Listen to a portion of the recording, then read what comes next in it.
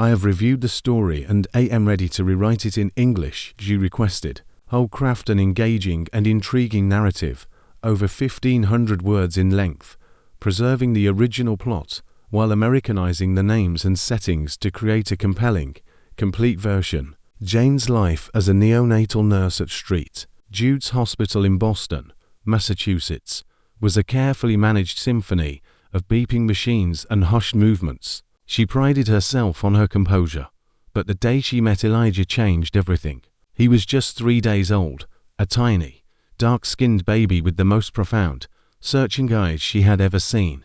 He was unexpectedly quiet, his small fist clinging to her finger with an iron grip. He was beautiful, resilient, and utterly alone. His birth parents had vanished without a trace.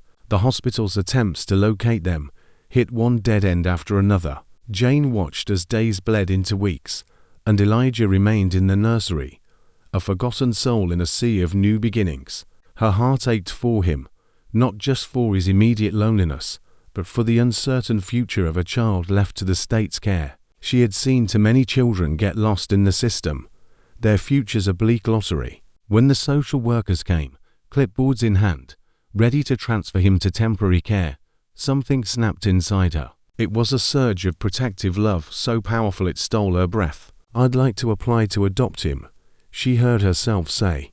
The words hung in the air, audacious and terrifying.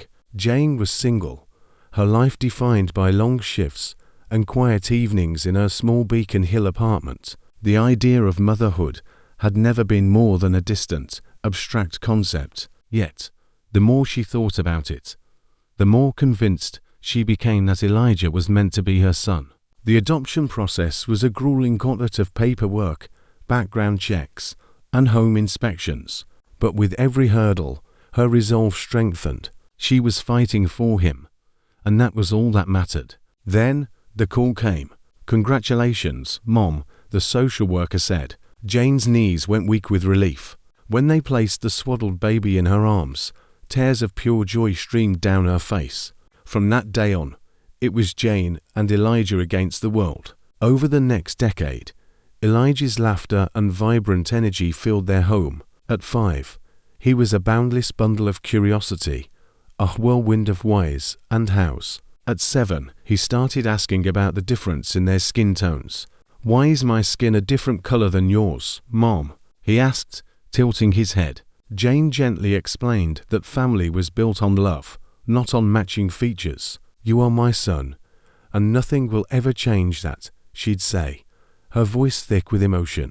At 10, he was a thoughtful, funny, and brilliant boy, an avid reader who was also a star player on his local Little League team. Jane's heart swelled with pride every time she saw him, but a familiar pang of worrying would return whenever he asked, "Mom, do you know who my real parents are?" One evening, he came home from Blackstone Elementary looking defeated. He slumped into a kitchen chair, his eyes dark with frustration. "What happened?" Jane asked, her voice soft with concern. "Some kids were teasing me," he mumbled, calling me the adopted kid like it was something bad. It wasn't the first time, but this time, the words had landed with painful force. Jane felt her chest tighten. She remembered the sting of unkind words from her own childhood. She put a comforting arm around him. "Some people say unkind things because they don't understand," she said. "But I know who you are. You're Elijah, my son, and nobody can change that." This time, his question about his birth parents was more than a passing curiosity. It was a plea for answers. "Do you know who they are, really?" he asked again. Jane decided to stop dodging the question. "I only know what's in the files," she admitted. "Their names were Thomas and Catherine. They disappeared from the hospital after you were born." "Why did they leave me?" he asked, his voice barely a whisper. Jane's throat went tight. "I can't tell you for sure, honey. Maybe they weren't ready, or maybe they faced circumstances that made them feel like they had no other choice. But I know it was never because you were unworthy of love." That night, after tucking Elijah into bed, Jane felt a new, desperate urgency. She opened her laptop, determined to find some shred of closure for him. She scoured old hospital records and online registries, but the trail of Thomas and Catherine went cold a decade ago. All she found was a single, cryptic note mentioning an emergency contact named Harriet. The hospital note speculated she might be a grandmother or a great-aunt. It was the slimmest of leads, but Jane knew she had to follow it. Days later, Jane was driving across town to a modest single-story home in South Boston. Her hands trembled as she knocked on the door. A wary, elderly woman answered. "Hello, can I help you?" she asked. "My name is Jane," she began, explaining her connection to Elijah and her search for his biological family. At the mention of the baby left at the hospital, Harriet's eyes widened with a mix of shock and sorrow. She invited Jane inside. The living room was a time capsule of family photos, but Jane noticed a distinct absence: no photos of a baby the age of Elijah. Harriet's voice trembled as she spoke of her estranged daughter, Catherine, who had run away with a man she disapproved of years ago. She hadn't heard from them since. When Jane showed her a picture of Elijah, Harriet's brow furrowed in confusion. "He's a beautiful boy," she said quietly, "but I don't see our family in him. Catherine had certain features, I just don't see them." Harriet gazed at the photo for a long time, deep in thought. "I wish I could tell you more," she finally said. Jane left with a swirl of conflicting emotions, relief to have a small piece of Elijah's history, but also a growing unease from Harriet's comment. Could there have been a mistake? Jane tried to brush off the feeling, telling herself it didn't matter. Elijah was her son, regardless. A week later, as Jane and Elijah were cooking dinner, the doorbell rang. Standing on her porch were two people she had never seen before, a man named Henry and a woman named Victoria. With them was a boy who looked about Elijah's age. He peered curiously from behind his parents, his dark eyes wide, and his hair a mass of tight curls. "I'm so sorry to show up unannounced," Henry began, his voice strained. "But we've been searching for years. We were told you might have adopted a baby from street Jude's hospital around the same time our son was born." Jane felt a jolt of recognition. "Yes," she managed. "His name is Elijah." Henry let out a sharp, shaky breath. "We discovered there was a mix-up at the hospital," he said. "Our son, who we named Isaiah, needed genetic testing for a medical condition. That's how we learned the baby we brought home might not be ours." Victoria looked on the verge of tears. "We believe your son and our son were switched at birth." The words hit Jane like a physical blow. She'd heard of such stories in tabloids, but never imagined it could happen to her. She felt her face go pale, the room starting to spin. Henry and Victoria explained they'd uncovered conflicting hospital records linking their missing newborn to the day Jane had received Elijah. Elijah, hovering behind Jane, watched the conversation, his eyes flicking to the boy, Isaiah. The resemblance was impossible to ignore. They shared the same dark, searching eyes, the same curly hair. If a switch had occurred, then Harriet's confusion made terrible sense. Elijah might not be Thomas and Catherine's child at all. They all sat down in the living room, an unspoken tension filling the air. Henry explained they had tested Isaiah's DNA against their own, discovering he was not biologically related to them. The hospital records pointed to a baby boy transferred to the neonatal ward the same day. That baby was Elijah. Elijah's eyes welled with tears. "Does this mean you're my parents?" he asked Henry and Victoria quietly. Henry's voice cracked. "We don't know for sure, not yet. But we have very strong evidence. We love Isaiah," Victoria said, her voice trembling.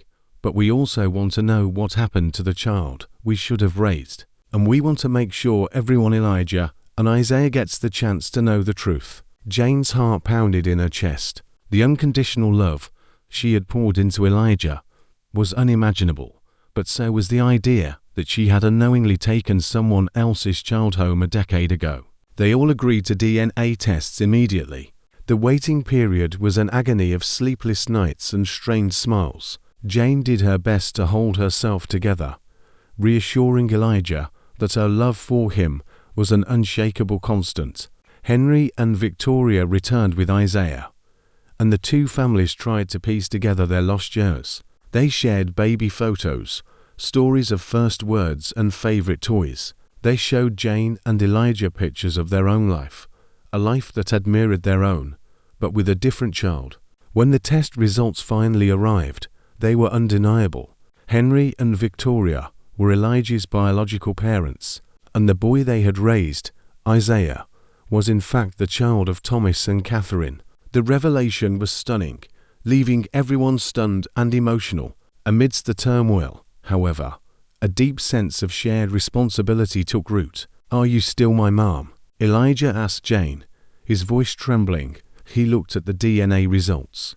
Jane pulled him into a fierce hug. "Nothing will ever change that," she whispered, tears slipping down her cheeks. Biology doesn't erase the last 10 years. Over the following weeks, the two families, with the help of counselors, began to build a new kind of life. It became clear that forcing Elijah to leave the only home he had ever known would be traumatic. Instead, they worked out a shared arrangement. Elijah would remain with Jane, but would also form a relationship with Henry and Victoria. Isaiah, too, began visiting Jane, curious to meet the woman who had unknowingly adopted him. Harriet, who had never recognized Elijah as her grandson, expressed a mix of regret and relief when she learned the truth. Isaiah, finally with his biological family, now had a grandmother he never knew existed. Step by step, they all built a new, extended family. Both boys learned they weren't losing a family, but gaining another. One evening, as Jane tucked Elijah into bed, he asked if she regretted it all: the adoption, the shocking discovery, the chaos that followed. She pressed a gentle kiss to his forehead. "I'd go through it all again to have you in my life," she said firmly. Elijah smiled, snuggling into his pillow, comforted by the knowledge that no twist of fate could undo the deep, unshakable bond they had formed. Jane had gone pale the day she discovered the monumental mistake, but she found that the love she felt for her son was powerful enough to reshape all their futures. After a decade of mystery and a stunning revelation, they emerged not broken, but a new, beautiful, and blended family, proving that family is not about who you are born to, but about who loves you unconditionally.